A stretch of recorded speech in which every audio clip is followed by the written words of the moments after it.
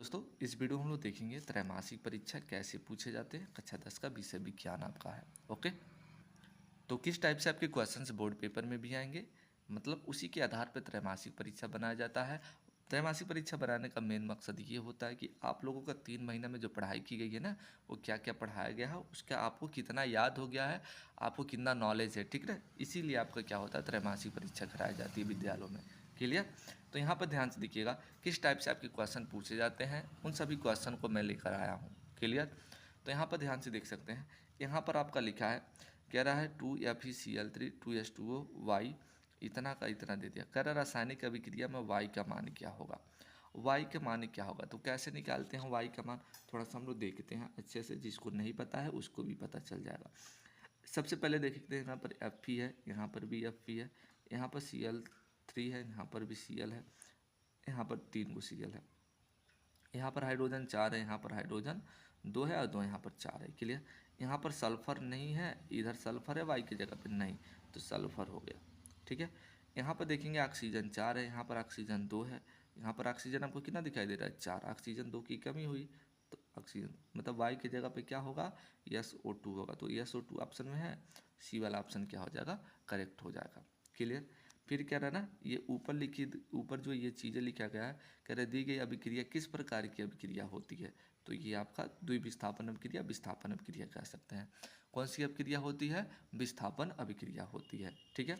फिर तीसरा number question कह रहा है लेड नाइट्रेट का सूत्र क्या होता है, तो PbNO3 का होल 12 होता है, PbNO3 का होल 12 होता है। ठीक है।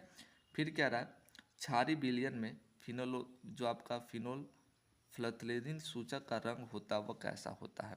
ठीक है। तो कैसा होता है आप लोग बताएंगे, आप लोग को पता हो तो कमेंट बॉक्स में भी आप लोग बताते चलेंगे। क्लियर। तो ध्यान से देखिएगा, इसका आंसर ना आपको गुलाबी होना चाहिए, तो गुलाबी आपसे दिया ही नहीं है, तो कभी कभी पीला लगा देते हैं बच्चे लोग। ठीक है। इसका आंसर पता होगा तो आप लोग कमेंट बॉक्स में बताएंगे। कह रहा है अम्लीय विलयन का पीएच मान क्या होता है, तो आपको पता होगा अम्लीय विलयन का जो पीएच मान होता है वो कितना होता है, 7 होता है। तो आपको पता है कि पीएच पैमाने में जो स्केल होते हैं वो कितने होते हैं भैया, 0 से लेकर 14 तक। ठीक है ना। पीएच पैमाने के बारे में किसने बताया था, सोरेनसन ने बताया था। किसने बताया था, सोरेनसन नामक वैज्ञानिक ने बताया था। ठीक है। बीच में 7 होता है, 7 क्या होता है आपका, उदासीन होता है। 7 क्या होता है, जिसका पीएच मान 7 होता है, उदासीन होता है। तो उदासीन कौन होता है, आपका जल होता है। जल क्या होता है आपका, उदासीन होता है। नमक भी क्या होता है आपका, उदासीन होता है। ठीक है। ये 2 फैक्ट आप लोग याद करके रखिएगा। और 7 से जो कम होता है ना, वो क्या होते हैं, अम्लीय होते हैं। 7 से जो अधिक होता है वो क्या होता है आपका, क्षारीय होता है। क्लियर। ये पॉइंट आप लोग याद करके रखेंगे। क्लियर। नेक्स्ट क्वेश्चन हम लोग देखते हैं। कह रहा है जस्ता धातु जो है, जस्ता जिसको हम लोग जिंक कहते हैं, जस्ता जो धातु है हाइड्रोक्लोरिक अम्ल से, किससे, हाइड्रोक्लोरिक अम्ल से मतलब HCl से जब अभिक्रिया करता है तो क्या बनाता है। ठीक है ना। तो यह Zn हो जाएगा, जब आप क्रिया करेंगे यहाँ से लिखते हैं Zn क्या होगा, Cl2 बनाएगा। इसको अब प्लस से इसमें से क्या होगा, हाइड्रोजन गैस निकलती है, क्या निकलती है, H2। यहाँ पर बैलेंसेस के लिए 2 लगा देंगे। तो इसमें से पूछ रहा है कौन सी गैस निष्कासित की जाती है, तो हाइड्रोजन गैस। कौन सा, हाइड्रोजन गैस। ठीक है। फिर क्या रहा ना, जो कांसे की प्रतिमाएं होती हैं वो किसकी बनी होती हैं, देखिएगा कापर और टीन की बनी होती है। किसकी बनी होती हैं, जो कांसे की प्रतिमाएं बनी होती है ना, वो कापर और टीन की बनी होती हैं। क्लियर। यहाँ तक क्वेश्चन आपका हो गया। ठीक है। चलिए नेक्स्ट क्वेश्चन हम लोग देखते हैं। अब यहाँ से उपखंड 2 है, मतलब उपखंड क ख ऐसे भी मिल सकता है। उपखंड यहाँ पर 2 लिखा है। यहाँ से जो क्वेश्चन आपके बायोलॉजी के क्वेश्चन है। क्लियर। कह रहा है स्वपोषी पोषण के लिए आवश्यक है कार्बन डाइऑक्साइड तथा जल, सही है। क्लोरोफिल ये भी सही है। सूर्य का प्रकाश ये भी सही है। उपयुक्त सभी, तो उपयुक्त सभी ही हमारा क्या हो जाएगा, करेक्ट आंसर हो जाएगा। क्लियर। नेक्स्ट क्वेश्चन देखते हैं हम लोग। कह रहा है यहाँ पर ATP तथा NADP 2H का निर्माण कहाँ होता है, तो कहाँ होता भैया, अगर आप लोग को पता है तो ये भी बताते चलिएगा। तो देखिएगा माइटोकॉन्ड्रिया में, कहाँ पर होता है, माइटोकॉन्ड्रिया में होता है। कह रहा है जठर रस स्रावित होता है, तो जठर रस कहाँ स्रावित होता है आपका, देखिएगा अमाशय में। कहाँ पर होता है, अमाशय में। याद करके रख लीजिएगा, सारे इंपॉर्टेंट क्वेश्चन है बोर्ड पेपर की दृष्टि से भी, हाफ ईयरली, प्री बोर्ड और आपका बोर्ड एग्जाम होगा वहाँ के लिए भी इंपॉर्टेंट है। तो कापी एक कलम उठाइए, नोट अच्छा से बनाए, उसमें सारे क्वेश्चन नोट भी करते चलिए। 11 नंबर क्वेश्चन हम लोग देखते हैं। 11 नंबर क्वेश्चन कह रहा है क्लोरोफिल अवशोषित करता है। तो क्लोरो जो फील होता है वो क्या अवशोषित करता है? तो प्रकाश ऊर्जा को क्या करता है? अवशोषित करता है। प्रकाश ऊर्जा को क्या करता है? अवशोषित करता है। 12 नंबर जो क्वेश्चन है पूछ रहा है कि लार में कौन सा एंजाइम पाया जाता है? तो लार में देखिएगा ना टाइलिन और लाइसोजाइम पाया जाता है। तो ऑप्शन में है ही नहीं। लार में क्या पाया जाता है? टाइलिन पाया जाता है।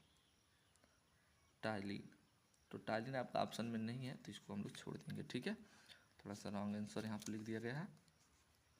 कह रहा प्रकाश अभिक्रियाएं होती है। तो प्रकाश अभिक्रियाएं किसके द्वारा होती है? तो देखिएगा प्रकाश अभिक्रियाएं जो आपकी होती है ना, किसके द्वारा होती है आप बताएंगे। तो किसके द्वारा होता है? ध्यान से देखिएगा, हरित लवक के घृणा में। इसका आंसर आप लोग डी वाला भी लगा सकते हैं, लाइपेज। क्या लगा सकते हैं आप लोग? लाइपेज लगा दीजिएगा। क्लियर। अच्छा, नेक्स्ट क्वेश्चन हम लोग देखते हैं, ध्यान से देखिएगा। अब यहाँ से आपका स्टार्ट हो जाता है फिजिक्स का, सारा आपका विद्युत चैप्टर का उठा कर दे दिया। ध्यान से देखिएगा, कह रहा है किसी चालक में धारा का प्रवाह होता है। तो किसके द्वारा प्रवाह होता है? किसी में धारा का प्रवाह इलेक्ट्रॉनों द्वारा होता है। किसके द्वारा होता है? इलेक्ट्रॉनों द्वारा। कह रहा ओम के नियम के अनुसार विभवांतर और धारा के बीच ग्राफ कैसा होता है? तो भैया सरल रेखा होता है। कैसा होता है आपका? सरल रेखा होता है। अच्छा, ये तो देखिएगा नेक्स्ट साल आपके बोर्ड एग्जाम में भी पूछा था। एम्पियर सेकेंड मात्रक है। तो एम्पियर सेकेंड किसका मात्रक होता है? इसको आपको बताना है। तो आवेश का मात्रक होता है। किसका मात्रक होता है भैया? आवेश का मात्रक होता है। क्लियर। अच्छा, यहाँ पर पूछ रहा 17 नंबर क्वेश्चन, विद्युत शक्ति का निरूपण कौन सा होता है? विद्युत शक्ति के कई गो फार्मूला होता है। तो ध्यान से देखिएगा, विद्युत शक्ति P बराबर V और I होता है। क्या होता है? P बराबर V और I होता है। ठीक है, ये सही हो जाएगा। अच्छा, जिन्हें लोग को चैनल पर भी पहली बार आए हो ना, चैनल को सब्सक्राइब करके बेल आइकन प्रेस कर लिया करिए। ठीक है, आपको हर एक चीज़ का मॉडल पेपर भी आपको, जैसे ये टर्मिनल एग्ज़ाम समाप्त होगा वैसे मैं मॉडल पेपर भी स्टार्ट कर दूंगा 2025 के लिए, जो बोर्ड एग्जाम में आपके पूछे जाएंगे। कह रहा प्रतिरोध का मात्रक होता है। तो प्रतिरोध का जो मात्रक होता है भैया ओम होता है। ठीक है। अच्छा, विद्युत धारा का एसआई मात्रक पूछ रहा, तो विद्युत धारा का एसआई मात्रक जो होता है वो एम्पियर होता है। ठीक है, एम्पियर। कूलाम किसका मात्रक होता है? आवेश का मात्रक होता है। जूल किसका मात्रक होता है? ऊर्जा का मात्रक होता है और कार्य का। ठीक है, ये भी जान लीजिए आप लोग। ओम किसका मात्रक होता है? ये प्रतिरोध का होता है, अभी ऊपर हम लोगों ने जाना है। ठीक है, तो ये भी चीज़ें भी जानते रहिए आप लोग। क्लियर। उसके बाद यहाँ पर कह रहा है 1 किलोवाट घंटा में जूल की संख्या कितनी होती है? आप लोग निकालेंगे 3.6 × 10⁻⁶ होती है। कितना होता है? 3.6 × 10⁻⁶ होती है। ये क्या होती है? 1 किलोवाट घंटा में जूल की संख्या होती है। क्लियर। ये सारे आपके हो गए बहुविकल्पी प्रश्न। अब यहाँ से याद करने वाला है, यह कह रहा है संतुलित रासायनिक समीकरण की परिभाषा आपको लिखना है और संतुलित समीकरण को संतुलित करना क्यों आवश्यक है इसको पूछ रहा है। पीएच पैमाना क्या होता है ये आपको बताना है। उदासीन, अम्लीय तथा क्षारीय आपको क्या करना है? विलयन के पीएच मानों की क्या करना है? नाम पराशरण बताना है। क्लियर। उसके बाद कह रहा विद्युत रासायनिक श्रेणी के 2 उपयोग लिखना आपको। अम्ल, क्षार तथा लवण की परिभाषा उदाहरण सहित आपको लिखना है। क्लियर। नेक्स्ट क्वेश्चन कह रहा भर, या तो इसको लिखिए या तो इसको, दोनों में से किसी एक को आपको क्या करना है? लिखना है। उपभाग 2 मतलब ये बायोलॉजी की क्वेश्चन है। कह रहा रुधिर दाब किसे कहते हैं? श्वासोच्छ्वास और श्वसन में अंतर आपको लिखना है। उसके बाद कह रहा मनुष्य के हृदय की प्रक्रिया विधि का वर्णन करना, अथवा ये नहीं आ रहा तो इसको आप लोग लिख सकते हैं। पोषण क्या है? पोषण की आवश्यकता क्यों पड़ती है? पोषण के मुख्य प्रकारों का उल्लेख करना है। उपभाग 3 यहाँ से भौतिक विज्ञान आपका है। कह रहे किसी चालक का प्रतिरोध किन किन बातों पर निर्भर करता है इसको बताना है। तो सारे विद्युत चैप्टर से आ गए हैं, इधर का ही दिया नहीं है, पेपर थोड़ा टफ बना दिया, तो आप लोग याद कर लीजिएगा। इस ऐसे क्वेश्चन आपके बोर्ड एग्जाम में भी पूछे जाते हैं। निम्न परिपथ में प्रवाहित विद्युत धारा का मान बताना है। कह रहा है 176 ओम इतना का प्रतिरोधक पार्श्व क्रम में संयोजित किया जाता है। इस पर आपका 220 वोल्ट के विद्युत स्रोत से संयोजन से 5 एम्पियर विद्युत धारा प्रवाहित हो। उसके बाद 11 नंबर देख सकते हैं, ये वाला कह रहा है अथवा इसको आप लोग को करना है। ठीक है, तो ये सारे क्वेश्चंस आपके हैं। चलिए मिलते हैं हम लोग पुनः नेक्स्ट वीडियो में।